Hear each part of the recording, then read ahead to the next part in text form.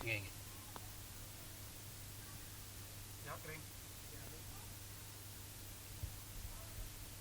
Om Swastiastu. Swastiastu.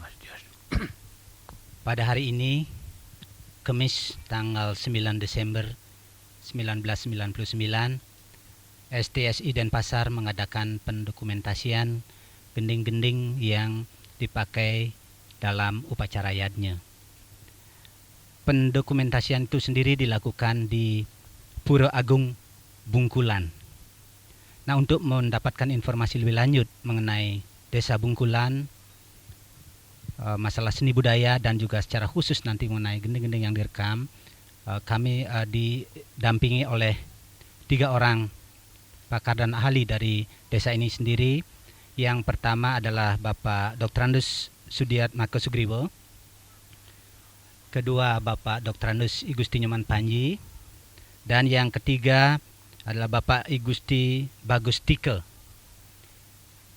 Pertama-tama akan kami mohon penjelasan dari Bapak Sudiat Mako Sugriwo mengenai sejarah Desa Bungkulan itu sendiri. Silakan Pak.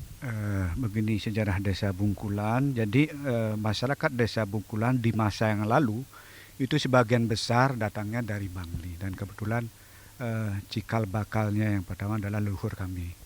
Jadi dari Bangli kemudian bergerak menuju ke Kubutamban, di sana membangun desa, kemudian berpindah ke Desa Bungkulan ini, di mana pada saat itu rupanya beliau itu juga sudah membawa unsur-unsur kesenian, baik itu seni rupa seperti patung-patung yang ada di pura ini, dan juga termasuk kesenian-kesenian karawitan dan tari rupanya. Seperti di masa atau di awal abad ini itu ada tari gambuh misalnya. Mungkin itu yang dapat secara singkat dijelaskan. Kira-kira ada enggak prasasti ataupun catatan-catatan mengenai sejarah desa yang bisa dikaitkan dengan hal tadi Pak? Kalau sejarah desa yang berkaitan dengan perjalanan itu ada. Dengan perjalanan itu ada, dan kemudian juga cuma ada mengenai bangunan-bangunan saja, pura. Selanjutnya kami mohon pada Bapak Panji, mohon dijelaskan sedikit Pak aktivitas seni budaya di desa ini, karena Desa Bungkulan merupakan salah satu desa di Bali yang memang dikenal akan aktivitas seni budayanya, khususnya terkait dengan munculnya gong kebiar di Bali. Silakan Pak. Ya, ini sepanjang pengetahuan saya, ya, karena kalau dilihat dari segi umur ya baru 75 tahun, kemungkinan ini adanya Desa Bungkulan mungkin sudah 200-300 tahun yang lalu. Di antara desa-desa yang berdampingan di sini, baik Kubutamban, Sangsit, jadi Bungkulan paling banyak lah mempunyai sekegong. Ternyata di Bungkulan ini ada 6 sekegong kebiar ada di tiap Banjar. Di antaranya 1 dari Banjar kami, di Banjar Jero Gusti, dan yang tua malahan itu ada di tepi pantai, itu di Kubu Kelon namanya. Ialah gamelan yang merupakan gamelan kembang kirang. Ya mungkin apa kembang kirang, apa tembang kirang, itu yang termasuk masuk juga sebagai di Denpasar, itu yang saya pitu itu Semar Pegulingan. Semar Pegulingan. Jadi ini Semar Pegulingan saya 5 lah. Begitu pula sebagai yang dijelaskan tadi, memang kami hanya mengetahui sisa dari kesenian yang tua itu kami buktikan dari adanya gelungan-gelungan gambuh dan sebagainya. Itu nenek moyang kan. Tapi sekarang sudah ada yang masih ada, yang bisa aktif, jadi masih baris-baris yang ada hubungannya dengan upacara.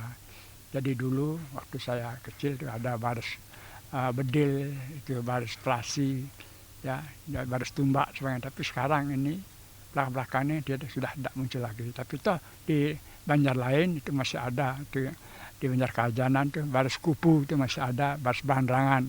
Jadi kesimpulannya di antara desa-desa sekitar sini ya Bungkulan yang paling banyak mempunyai jenis kesenian. Ya itu yang dapat saya jelaskan.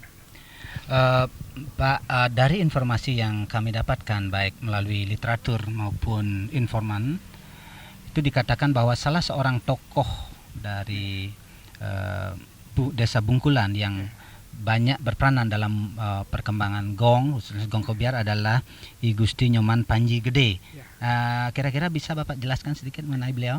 Ya, saya masih ingat ya, karena beliau lah salah satu pembina dulu. Jadi dia di sini yang mempunyai sikap yang sangat keras gitulah. Itu terutama tabu-tabu tua itu beliau itu yang menguasai. Nah, tentang adanya mulai muncul Kobiar itu saya tidak tahu, tapi dia perkirakan itu ada sekitar 14-15 itu, karena menurut cerita-cerita orang itu, karena pada waktu dicoba Kobiar itu mungkin longor-longgoran yang tadi itu dianggap Kobiar itu. Katanya ada pengalu itu dari Bangli ataupun dari Depe. Saya anukan menaruh kuda di sini pada waktu tabuh itu dilakukan, kuda itu lepas lari, itu langkah kerasnya tabuh itu. Kemungkinan dari sana yang itulah kemudian menimbulkan kekebiaran itulah. Itu yang saya ketahui. Pemirsa sekalian, seperti dikatakan tadi bahwa tokoh Gusti Nyoman Panji ini merupakan seorang guru yang sangat ketat pada murid-muridnya, dan hal itu bisa kita rasakan dari tabuh-tabuh yang baru saja direkam oleh rekan-rekan kita dari STS Denpasar. Nah, salah seorang murid beliau yang kini masih hidup dan merupakan museum hidup di gendeng-gendeng yang beliau waris itu adalah Bapak I Gusti Bagustike. Pak, barangkali Bapak bisa jelaskan sedikit bagaimana pengalaman Bapak belajar sama Bapak I Gusti Nyoman Panji pada waktu yang lampau. Silakan Pak.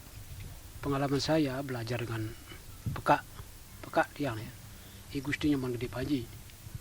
Saya dari berumur 10 tahun sudah belajar.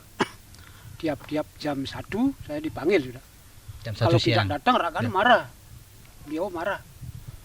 Makanya dengan begitu kerasnya benteng berani murid-muridnya belajar dengan saya punya peka. Kalau di dalam pengalaman mengajar itu kadang-kadang sulit didapati, dilempar dengan panggul itu sampai keluar darah. Terkecuali saya tidak pernah dilempar dengan panggul. Kenapa Pak? Tidak pernah. Karena Mungkin sayang saya dengan peka saya. Iya. Di dalam satu-satunya pekerjaan beliau saya yang mengikuti terus. Apa saja pekerjaan beliau saya mengikuti. Saya tidak berani sekali dengan peka saya.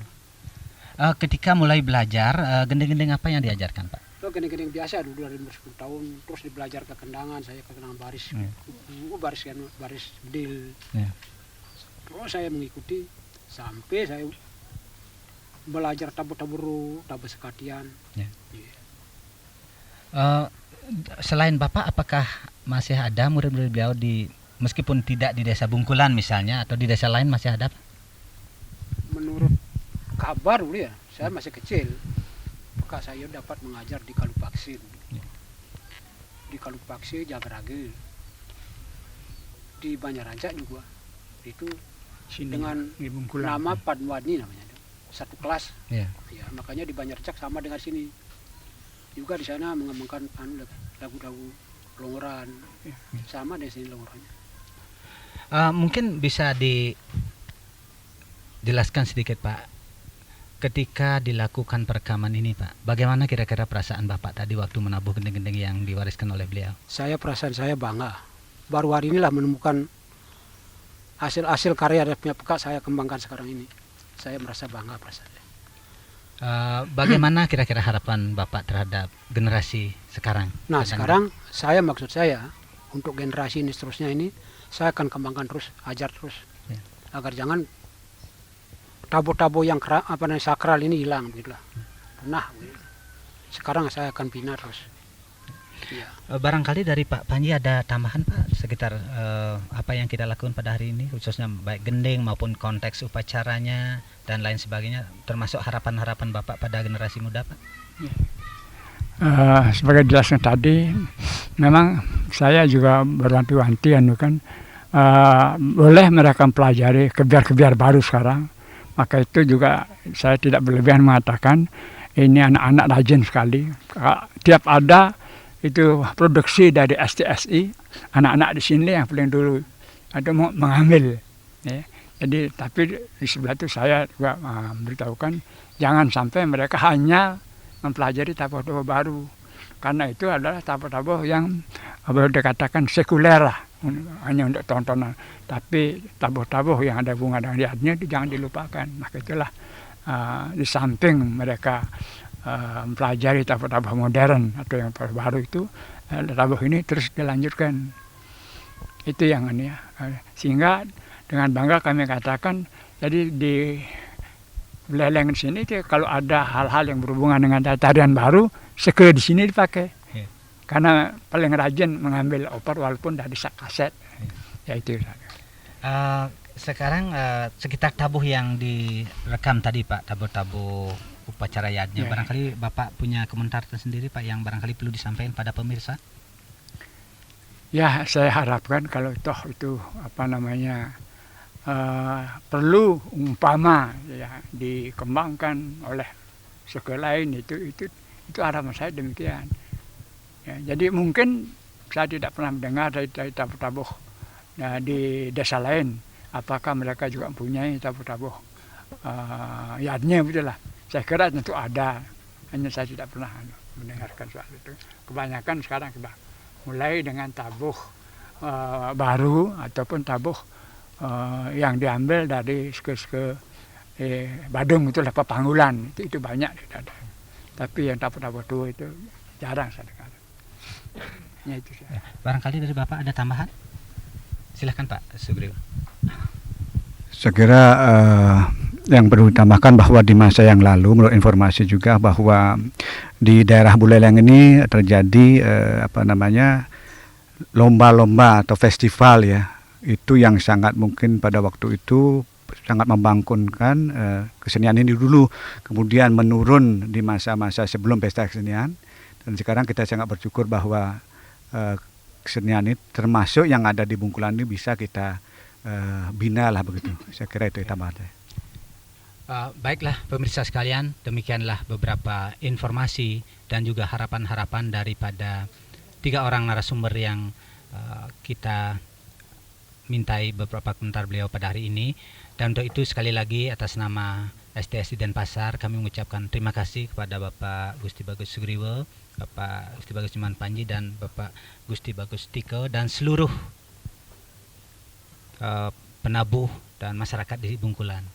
Dan dengan demikian maka acara pada hari ini kita akhiri dengan Brahma Santi. Om Santi Santi Santi Om.